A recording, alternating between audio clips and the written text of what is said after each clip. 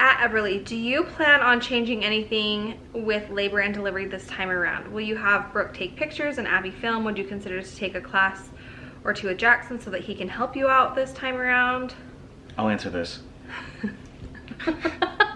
He's having the baby. I'm gonna pack a bag. The last time he didn't pack a bag, and I feel like I told him to do that. Like, you need a pillow and pack a bag. Like, you need an overnight bag. I just was like, no, I don't need that. I feel like he was, okay, here's the thing. When I'm sick, Jackson takes the best care of me. Like, almost as good as my mom. You know how your moms just take such good care of you when you're sick? All right, I'm coming for you. Jackson does such a good job. The one time that I feel like he was kind of mentally checked out was when I was laboring. And I think that it wasn't obviously on purpose. I literally think that he was just like this, like you didn't hardly say anything to me when I was pushing, when I was laboring, anything. Jackson was just kind of like, and it's, I mean, can you blame him? Like, how do you prepare for that experience? But I just remember thinking, like, he hasn't said I did a good job, or like he didn't kiss my head, or like tell me he loved me, or like anything. He just was kind of like. To be fair though, the whole thing was done in like 2 minutes. Like, doctor came in, baby shoots out. I cut the cord. Give me a little more respect than shoots out. I pushed, okay? Yeah, you pushed, you shot the baby out. Whatever. It was like 2 pushes. I was like, well, that was done. Didn't shoot. Like, that was it. Like, wow, you did. So, okay, like, I didn't know, like, there was nothing to say. I was like, you know when you're like expecting the worst and like something like, I'm such a rock star and you didn't even tell me that. You caught me off guard because how well you did. Like, I was preparing for like this 30-minute thing of like you screaming, and I was like, okay, remain calm, remain calm. And all of a sudden I was like, it's done? And they're like, come over here and wipe off the baby. I'm like, seriously, like 11 o'clock. I loved our 11:01. It was so good. By 11:05, everyone was gone. And I was like holding the baby. Have gone better. We were induced with Elliot. I did want my water to break and to go into labor on my own, just because we were so prepared. Like, his nursery was ready, like everything was ready at this time with Elliot. With her, literally, you should see our living room right now. There's just baby stuff everywhere. We just barely got her car seat put in my car and the stroller. It's not our fault. Our basement is getting done, so we're kind of living in chaos, but I think it's a good life lesson for us, for me, because I'm not a very patient person. He's very patient, and I like to be totally prepared and ready. I don't think that's gonna happen this time. But we're not to the point where we're just winging it. Like, we're ready for the baby to get here. If she got here tomorrow, we've got all the stuff. Well, and you realize with babies, you don't need as much as you think you do. Because I'm breastfeeding, and I plan on breastfeeding. She just needs food and diapers and warm blankets, and we have that, you know? And the other thing we're gonna do different is no one is coming in the room except for me for like an hour. And then like once you give birth in one room, and then at least the way they do it at our hospital. They move you to and then they move you to another room that's nicer, that's got a better bed. It's not like this surgical bed.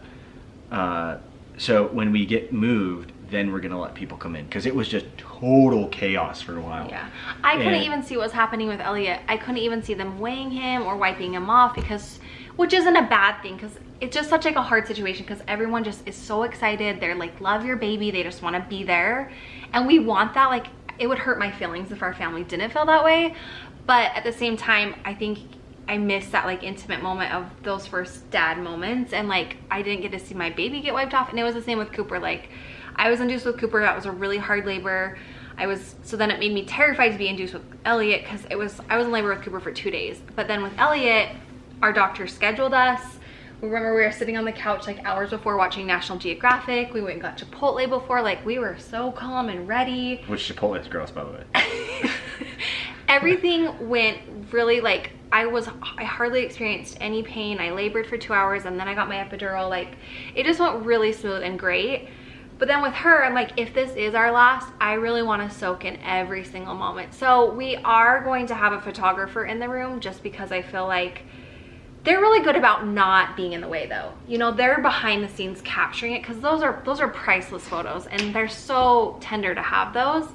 Brooke and Abby, unfortunately, will be out of town, which is what I wanted, because Abby could do video, Brooke could do photos. So I think I'm gonna either have one of my sister-in-laws like vlog it, and we'll probably set up our tripod just so we can have those moments. But then they'll quickly leave the room, and it will just be Jax and I and her. And then once they move us to the recovery room, we want just the boys to come and meet their sister, so we can just have a moment to be a family, and then open the floodgates, right? Do you feel that's good? Yep. Yeah, so that's what we're gonna do different. And I'm so ready just to not be pregnant. I've been pregnant since January. Part of the reason why I don't think that we're gonna do it again is because I don't know if you could do it again.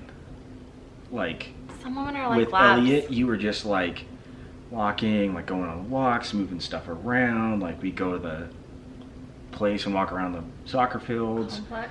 We would do like all these different things, and you just always looked happy, pain-free. Like, maybe by the end of the day, your ankles were hurting. Can I tell him a funny story? The other night we were laying in bed and you were like, he didn't mean it this way, but he literally looked at me and he's like, yeah, like, it looks like you're hurting. Like, I look at your face and it looks like you got hit by a car.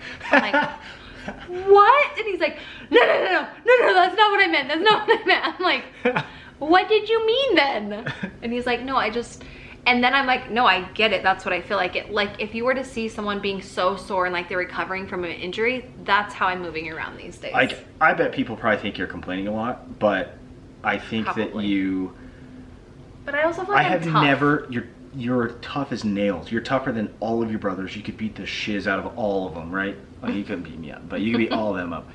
And I have never in my life, like, seen you to the point where you just can't move. Like, I don't know what it's this kicking your butt. Like, the first trimester than Elliot. First trimester, you were nauseous and just sick to your stomach and didn't sleep at all. And then you had like 2 weeks of the second trimester, and then it was like, then you sprained your ankle, and then you fell down the stairs, and then like, then you got so dehydrated, you had to go get IVs, 3 IVs, and like.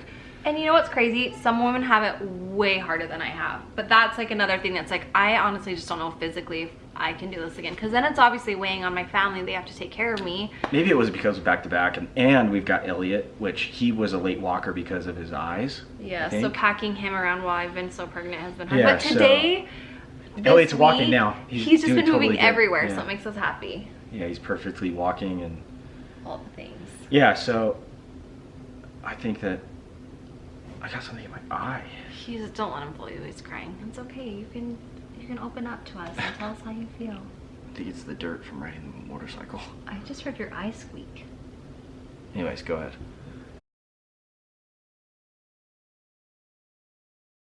Paris was awesome. That was our first vacation, first and only vacation with no babies. And we were gone for 5 days. Yeah. And it was, well, people are like, how could you leave Elliot? I'm like, that was the first time I had ever left him, and he was 15, 16 months. No, he was like 14 months. Yeah, he was 14 months. I had never been gone from him for more than like a couple hours. Okay, I guess he was 13 months. No, it was good for him because it was good for my mom and my sister and Elliot, and they loved it.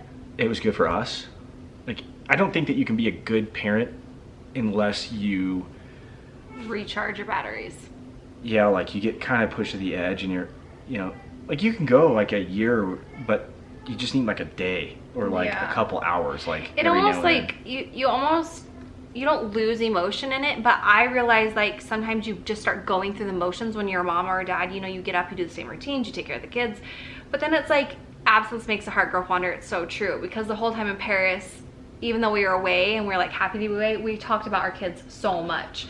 Like, oh my gosh, Elliot, would he eat this? Would he love this? And we just said, you know, as a couple, it is so important. Like, we are parents and lovers first and foremost, and we cannot be the best parents or a couple if we are not doing well together, if we are not in sync. And a lot of people think that that's selfish if you go away from your kids or take trips. But I even think if we got a hotel room for the night, well, just had time to like reconnect, it just makes you, when you come home, it makes you be able to feel like that, like you missed your kids and you're not just going through the motions. You like, I do love them. I did miss you. You remember your friend that called you to babysit like randomly, and then instead of coming to pick her up, she was like, could you guys watch her for 3 more hours so that we can take a nap? Yeah. And I'm like, at the time I was like, that's dumb. Like, come get your kid. Like, yeah. What? And now I totally get it. Like, take your nap, we'll watch him, you show up, and you're a happy dad again. Totally. Like I think the thing I've learned the most with kids is it is okay to ask for help and to reach out. If we went for like a 10-day trip and just pawn the kid off on like, or all the time, a neighbor, and just, the best thing about Paris was the food. I think the architecture is beautiful. I think just learning about other people, like how they function as a society, is healthy. It makes you appreciate where you're from and have more empathy towards others. I don't know, I just think traveling is healthy, and it's just good to see the world. It was fun. Oh my gosh, she's kicking so hard. It was funny. Anyways, we hope you guys like this Q&A. It was kind of short notice. I decided today, I'm like, we just need to do one real quick. We're gonna film a video also going up this week of baby names that we love, but we won't be using, because we still, even today we were writing the names down. We don't know what we're naming her yet. So maybe you guys will come up with some good ideas. We have 2 names that are tied. Right. We have 2 names that we're like throwing around. 2 names are tied. Yeah. So I told her she could pick, but I get veto power, so it's not like she can name the baby like macaroni or I something love weird. macaroni. Macaroni maple donut wood. Yeah. Yeah, that's what we're naming her. Okay, thanks for watching. We love you guys, and we're the perfect couple, huh? I don't want to be the perfect couple. They don't exist. It's true. I'm sweating. Okay, love you. Bye.